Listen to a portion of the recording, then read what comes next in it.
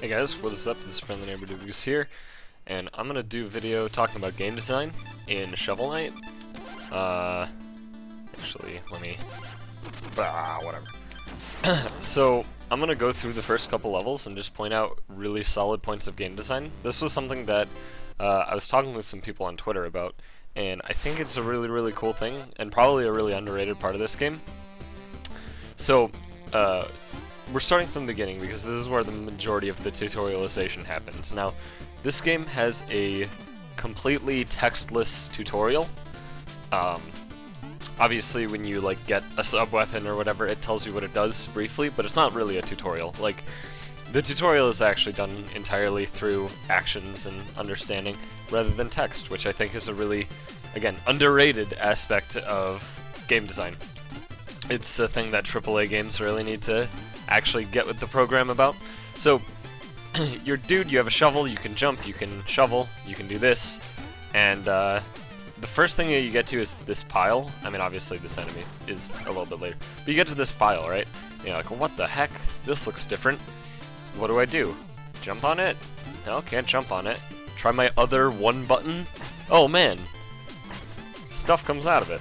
So, you know, immediately you learn you can dig stuff, right? And then there was an enemy there, and then there's this enemy up here, and it is repetition of a known obstacle or enemy in a different scenario, right? First enemy was just walking along. He was just like, hey, I'm a bug. Second one, oh, how do I deal with this? Oh, I can jump and attack, right? And then here, more bugs. Get out of here. And you see this block, and you're like, what the heck is this? And you dig it, and you realize you can dig blocks, right? And then, basically, same scenario again. Dig blocks.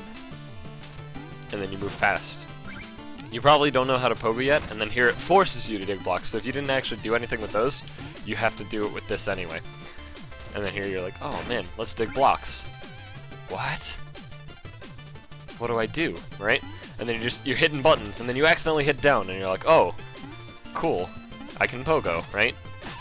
Another enemy, still repetition, different scenario. And then here, this is probably one of the most ingenious parts of this tutorial stage. You see this bubble, and you're like, I know what I can do, right? Like, I can attack it, kill it. Wait, I can't make this jump. What the heck is going on, right? And you're like, well, let me... No, I can't make the jump. Oh, what's the other thing I can do? Pogo! And then it teaches you that you can pogo off of the bubbles, right? You can pogo off stuff to get extra height.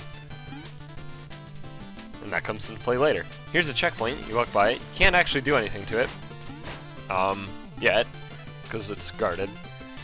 And then ladders, obviously. You learn ladders pretty easily. Moving platforms, another enemy. More repetition, more scenarios. Every single time that we've seen the bugs, it has been a new scenario every time. And it makes you start to think about what the enemy does, and obviously all he does is path back and forth, right? But it still teaches you. You know, more stuff. Oh, that was a big treasure thing. Maybe there's, you know, a lot of gold and stuff.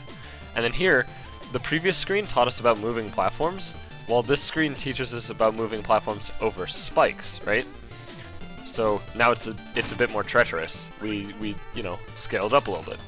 Super controlled situation of this dragon, right? So you have to figure out how to deal with him. There's nothing at all around you that would make it different, or difficult for that matter. It's just a very easy controlled situation. Get down here. Oh man, skull. Oh god, it's an enemy! Right? So if you didn't hit those skulls, you still have to figure out a way to fight him. It's a completely new enemy though. And it teaches you how to deal with that enemy. Again, controlled situation, all it is flat ground. Here, oh, dig up more dirt. And then here you're like, I'm trapped. Wait, why does this wall look different? Hit it, and then it breaks away, right? So that right there teaches you that there are breakaway walls in this game. Break this away. Oh, there's an enemy in there, right? The last one had nothing but treasure. Okay, now I understand there can be enemies in these. Let's go down. Oh, I see a secret over to that side. Oh, this enemy can't go past this block. Let's see what's over here. And then here, this could be a spot that you discover this, and you're like, that's a dig pile, but it's on the wall. You hit it, and then it turns into this. Break it, there's gold.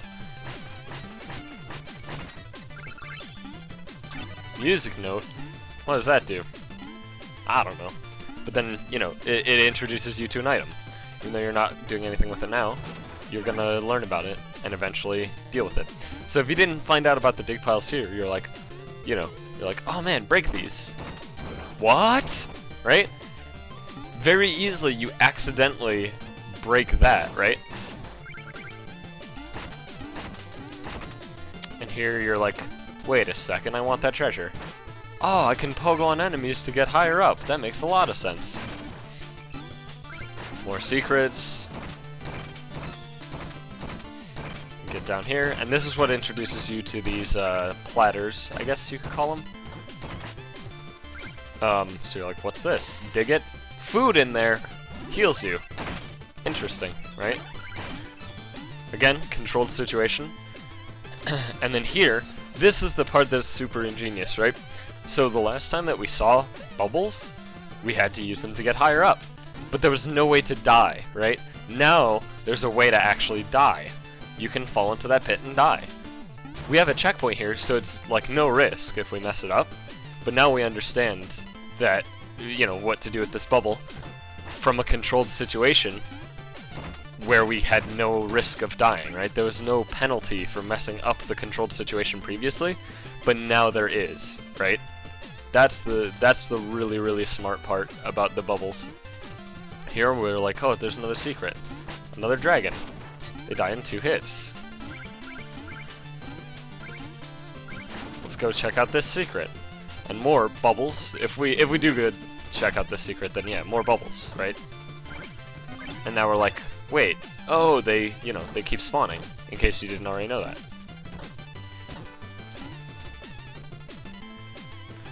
And then the dragon respawns, and this kind of shows us that enemies, you know, they don't stay dead.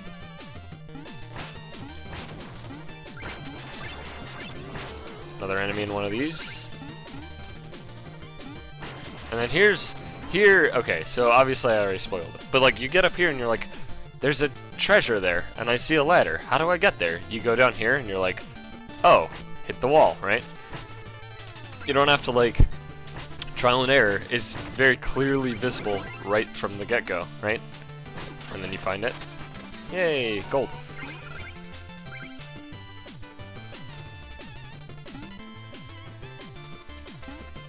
And another checkpoint.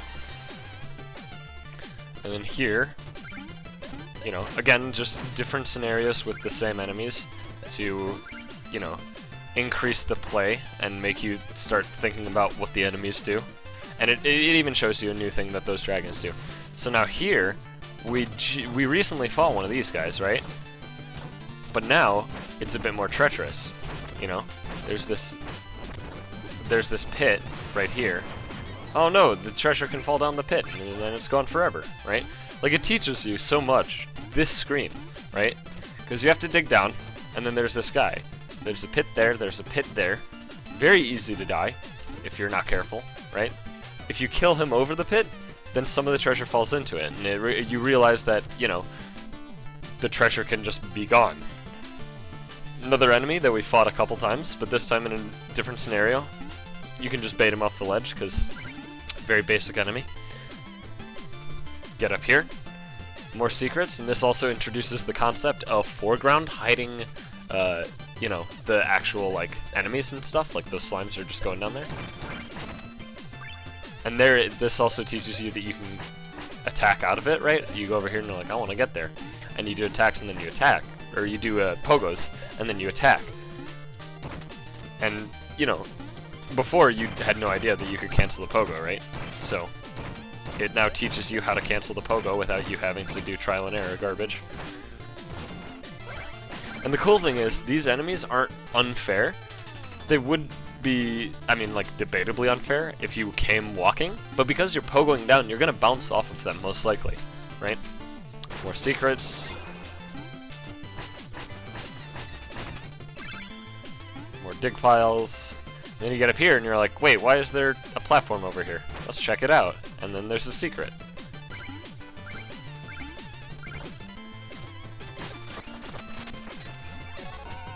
More gold. And so this is reinforcing the idea that the brown treasure chests are just they're just treasure. Like, that's all they are, right? There's nothing special about them. Hey, a secret. Oh, neat, it's meat. And this right here introduces you to the concept of secrets in, like, an empty screen, right? Like this. This is sort of like the Mega Man hallway, right? Because it's just an empty screen, there's a checkpoint, so clearly there's something coming up, probably a boss, which obviously it is. And then it introduces you to the concept that there is meat in secret spots before boss fights. In the Mega Man hallway, there's health refills, right? And then here, we're not going to spoil things, but this is a boss, right? And this is their first boss, and you're like, oh, how do I deal with this, right? He's very basic, though. He doesn't do anything spectacular. He's predictable. He basically does the same shit that you do.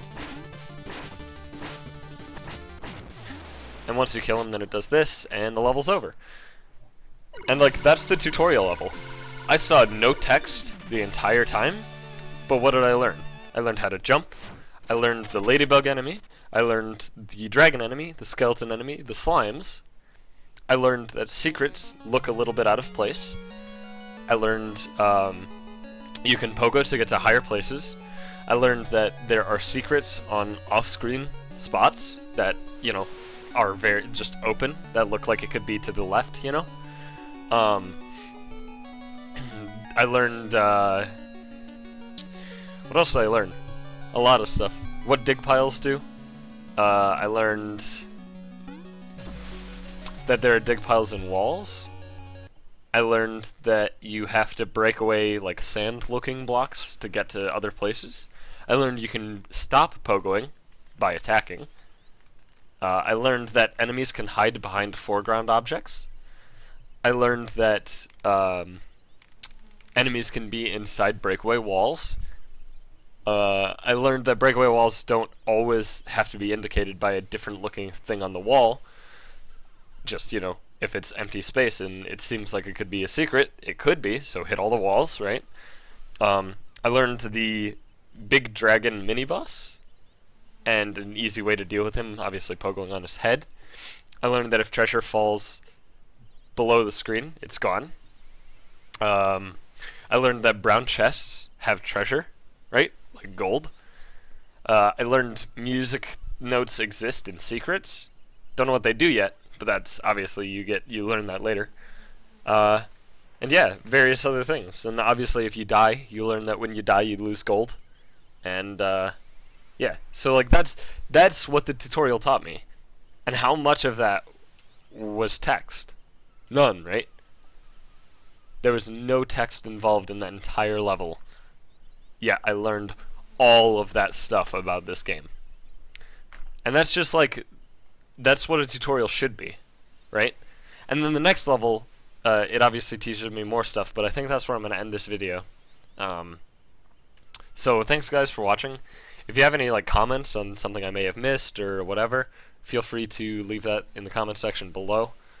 But yeah, thanks everybody for watching.